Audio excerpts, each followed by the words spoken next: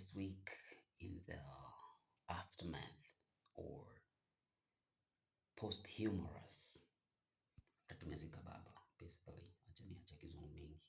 After tumezika baba, this is how I choose to keep his memory alive, or to mourn him, or to remember him, to revisit his legacy. Me personally, I met him once. It was in the last election, which was held when? I can't even remember. It's not that important because my rate of retaining information is declining by age. Doesn't matter. So I saw him in my hometown of Nakuru for the first time. A very dark, strong, old, and wise Luma. He walked with grace, and he had a multitude of all generation of people surrounding him. He was walking in the streets of Nakuru. So that's why I catched the first and the last glimpse of Baba. Okay, I'm a millennial, and you know the way we got raised is not the same way they got raised up. They got brought up by their parents. It's not the same way we are raising our children. It's all different. So in this week, I'm going to do a little series to celebrate this man, the legend, the enigma, all of it. Okay, I'll try as much as possible to remind to celebrate him and what he did for the country. And now that he was a Luo, and I'm a Kikuyu, didn't choose that, whatever. There was this perceived nemesis between the Luos and the Kikuyus, and this has been generation after generation, and that enmity was brought about by the relationship, the ill relationship that Mr. Jomo had with baba yake na Laila. Na hatujui kenye walikuwa naulizana. Okay, actually tunajua because the initial thing that they were fighting for, they were fighting for the land irudishwe kwa Manyeuzi. Yeah, but apparently after Jomo got there, he never did that. He did some, shady stuff, some extra things that was not in bargained for. And so Mr. Jaramogi was not happy with how Mr. Jomo was conducting his business. And, that started having the rift. Ikaanza kuleta shida hapa na pale, blah, blah, blah, blah. And that it also contributed into the Kisumu massacre. And I don't want to get into much detail because I was not a historian. I never did history. I did geography, which was a very big mistake on my part. I should have taken history because history has taught us so many things. And I love history. I love history. Now looking back at it now. So I'll try to remember everything, every single detail, and what he did for us, for our democracy, and what we were taught growing up as a young boy, as a millennial, as a Kikuyu. We were told to hate this man.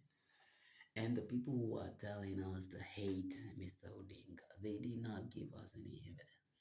They didn't give us a thing. Not a thing. Like if ukiwauliza Raila alikufanyia nini personally? Nothing. Absolutely nothing. So we were taught to hate him just because he was a Luo.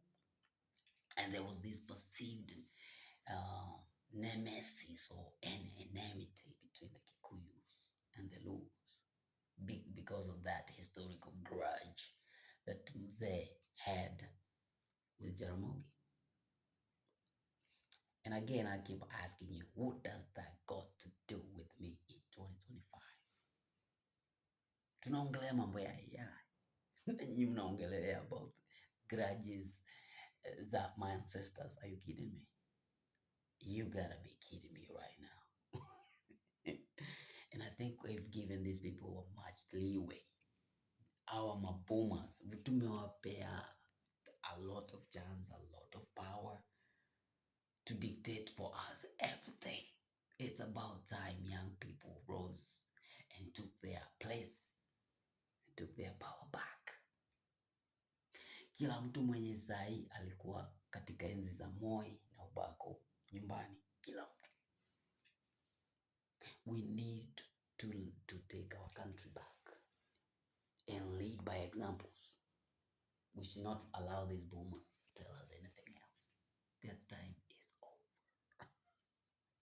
Time to go home. Time to go look for the cows, to look after the cows and play with your grandkids. You are no longer needed.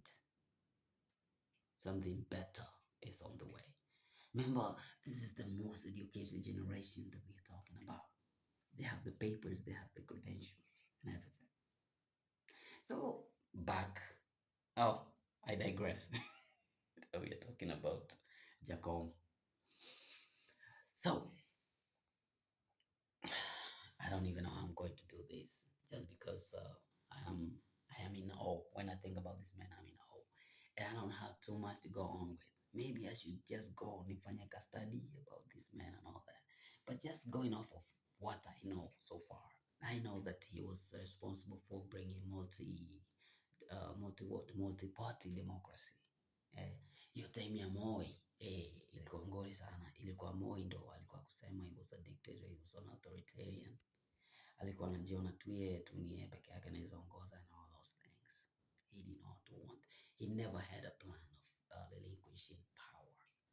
Alikuwa anataka aongoze kama our neighbors hapa hivi wanakapitia mbaya. Can you imagine being a Uganda?